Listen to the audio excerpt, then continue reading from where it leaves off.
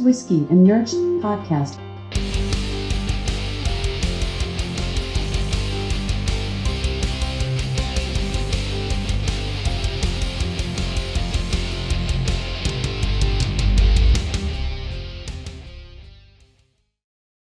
So batch 9, this was from 2017. So it was only aged for 16 months. Because you got to think back to 5 years ago, they were only like 16 months old. Yeah. So it's only aged for 1 year and 4 months. So this is a baby. That is a baby whiskey. This is probably that same batch. Just that. Because that was left aged in the bottle. like 40 months. Yeah. Well, I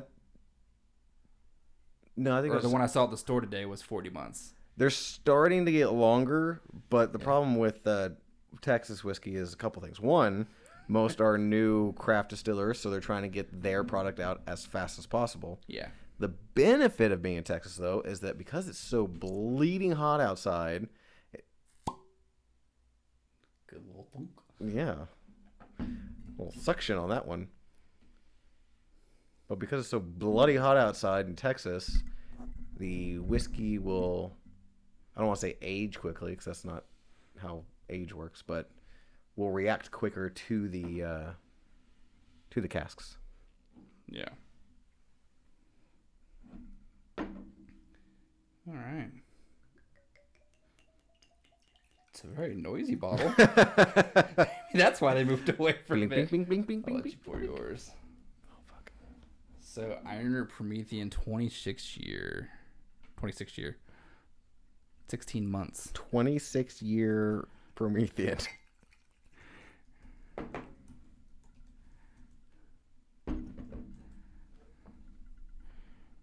And yet, synthetic cork. Yep. I mean, I get it. especially then. Ah! Careful with Try the to stuff. Fuck shit up here. So I actually found Ironroot's own nose, taste, and even their grains On the Promethean? on this Promethian Specifically? specifically. Oh, that's cool. Okay. Yeah. It is known as their rebellious whiskey. Bring on the whiskey and nerd talk. It says Promethian is the creative rebel in our portfolio. Prometheus stole fire from Olympus and gave it to man. His bourbon is as perfect as a rainy day dram or the key ingredient in your Manhattan. So This would make a good Manhattan just on the smell. it's not a real in-depth, and I guess because it's young. So we'll start with the grains. It's 51% alcohol, so 103 proof, 51.5%. The grains are red flint corn, non-GMO yellow corn, and rye. Mm-hmm. So 2 corns and a rye. The nose, there's only 2 notes. Sweet corn. So I can tell you what the sweetness comes from smoked figs. I wouldn't get figs, but, that kind of fruity note, sure. Yeah. I'm with you on that one. And then the other note on the nose is tobacco. The old tobacco. I don't know that I get that. I don't get that at all. No. I get the sweet fruit, but nothing beyond that. Ooh. Not really our flavor profile. What'd you think? Part of it is. I think part of it might pull it all together. Okay. Whoa. I think that was the part I was going to see if it pulled it all together, and it may not have. It did the opposite. It started out fine, very much like cornbread. Like baked cornbread or like a cream corn type of deal. Okay. And then ended with the weirdest, like, dry oak tannin note. Yeah, that was... for science, I gotta have another sip. I'm going to see if you pull anything else out. Because you'll sip it and you're like, okay, no, this is totally cool. And then the heat starts to come in for a little bit. Mm-hmm. Heat comes in on the back of your tongue. Uh-huh. Right in the back throat. And then you get this weird, there it is. Yeah, and I'll tell you what it is, and it actually kind of, is right. So, On the taste, what you got? on the taste, candied prunes drizzled in dark chocolate. And if you go back and sip on it, it's exactly what it is. because I read it first and then sipped it, and we always talk about psychosomatic things, so it 100%. could be 100% psychosomatic because you had cornbread. I had cornbread. But it was like that creamy sweetness. Candied prunes with dark chocolate is not cornbread. No, not even in the same ballpark. But the finish, and that was what I was like, well, okay, so candied prunes and dark chocolate really not my thing. Not really your thing that much either. I don't like chocolate. Someone tried to sell me an Ardbeg earlier today. It's like, tastes like there's like a chocolate note during the whole thing. It's like, cool, put it back. Yeah. Don't like that. Nope. With a dusting of cayenne powder. That bitterness on the end. Yeah. 1000%. Yeah. Yes. And I was like, that's either going to pull it all together because it's going to give a little bit of heat, but you're right. It's like more like a tanniny. But the front tasted like a really sweet, dark fruited dessert. Yeah. Which kind of makes sense on the prunes. Yeah. Which is essentially a raisin plum raisin. Yeah. But, and then takes a second. Then the alcohol heat comes in from the back. Yeah, you hit on the back of your tongue. And then it turns into a weird bitter spice note, which makes sense for the cayenne. Yeah, interesting. We will side by side this with the new Promethian, because I remember the new Promethian being just fantastic. Yeah, the new Promethian's ridiculously good. Man, those guys at the Ironroot. Their shit is coming together. Yeah, they are doing the Lord's work for Texas whiskey for sure. They really are. They're starting to make real waves in the whiskey community that's not TX. Yeah. Oh, and I mean, really, for Texas whiskey right now, you have TX was the one that broke the ground, just because they had a cool looking bottle. Yeah, I think it was the biggest draw. And then Balcones is probably still on top of the world. Yeah, Balcones quickly passed them. Yeah, but I think they passed them because they have 30 different options.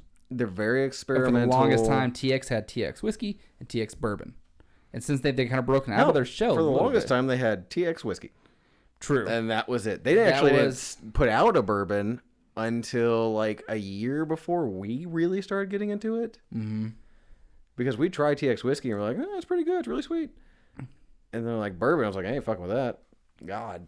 Yeah, because we weren't there yet. But even their regular bourbon is like, meh. The barrel proof. Phenomenal. Two candy shit to try the sherry. Because the plum scared me away so much, which was their other one. But then I saw today when I was at Specs, they have a finished in cognac cask. I really want to try that one. It's weird though. They proof all their special casks down to the same proof, which was like 103, I think. It's 103 or 101. It was low. I was like, why? Pump that back up. Yeah. Because those are rookie numbers. We need those numbers. Pump those back up. Yeah, we need to get those numbers up. But even their cask strength's only 118, which I say only because we've had things way higher. But it was like that was like the perfect. We still need to do that whole thing where you find out what your proof is. I feel like mine is still like 113 to 117. I think mine's in the 55 to 58 range. Yeah. But we have had a 57% ABV that was on fire. Like, holy shit, this is hot. Yeah, what was that we had? It was last week. I would say it was recently. Yeah. It wasn't the Blade Runner. No, it wasn't last week. It was the week before last week. I don't remember what it is, but it is hot for 57. And then we've had 64s that were the smoothest thing on the planet.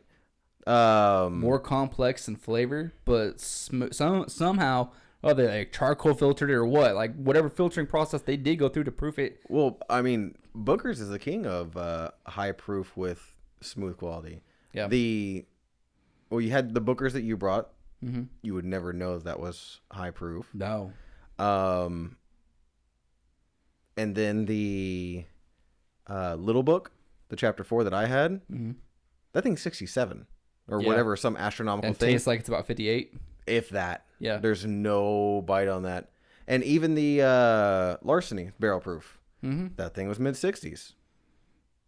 That is a sipper. I can't wait to, now that I think I've detoxified my house, I think. Yeah. Now that I've detoxified my house, open. I'm going to crack that open. I'm going to add a cube. Have you added a cube yet? Nah. No, it really takes. It's so good though. When you find one that's really good, you don't want to experiment with it. I don't, because they all. But the other caveat to that is I gotta fuck with it. If you experiment with it, you might find a better way of having it. Like the great can still be better. There's some Elijah Craig barrel proofs that I just realized I was like mouth raping my microphone. Yeah. Usually that's me, and I'm loud enough. But Elijah Craig barrel proof, we found that one is really good. One that's really good with 1 cube of ice is fucking life changing. I can't get past the dark chocolate cayenne now. It's completely fucked me. Yeah. I got the bitterness of dark chocolate with the spicy cayenne. Isn't that a thing though? Like dark chocolate, and spiciness, and spice powder. I don't know. Isn't that like a culinary? If you ask Mexicans, it's literally everything in spice powder. True. So. That's like what mole. It's gross. Fuck y'all. It's nasty. I've tried it all. You know what's actually good? Weirdly enough, and not common. Most people don't know about it. Even Mexicans. I was like, "Hey, did you know this is a thing?" They're like, "What the fuck are you talking about?" Called green mole. Yeah. So instead of it being made like essentially out of molasses, it's essentially made out of pumpkin seeds. Dude. Yeah. So fucking good. Interesting. One of the guys. I thought you were about to throw out a fire there for a second. Yeah. So fire. Oh no. You just had that look on your face like you're about to throw out a fire. I've literally never done that. I haven't either. That's why I got scared. Yeah. It's like, who am I podcasting Almost with? ended the podcast right then and there. It's been a good year and a half. Like, yeah, we're going to go ahead and just end this. Yeah. We're done here. Get out of my house. God. Oh, I am all over the place. I had to sample a tequila earlier and a whiskey. One right after the other. Sentence I hate saying. Yeah, so I had to drink alcohol earlier. It's completely fucked me up. People that say the word bet. Yeah, man, for the longest time I didn't know what it meant. I still don't. Yeah, it's one of those words got a ton of different meanings. Yeah, so I have a lot of people that work for me, and I've had a lot of turnover in certain positions. And one guy, it started with this one guy. He worked in customer service. I was like, all right, man. Call this guy. We need to check on this, and can you follow up on where this is at? Bet. Bet what? What are we betting on? I just need you to do that. No, I got you bet. The fuck does that mean? I've come to learn that bet is just short for you betcha. And so if you think about it that way, it always works. It's like, hey man, I need this. You betcha. Bet.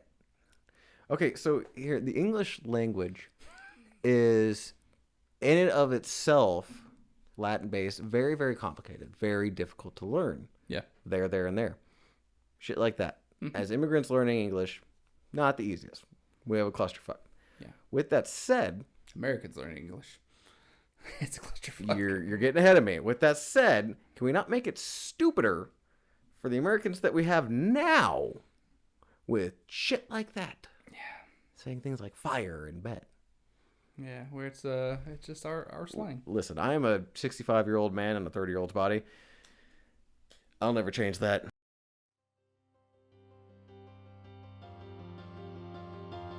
Whiskey and Nerds Podcast.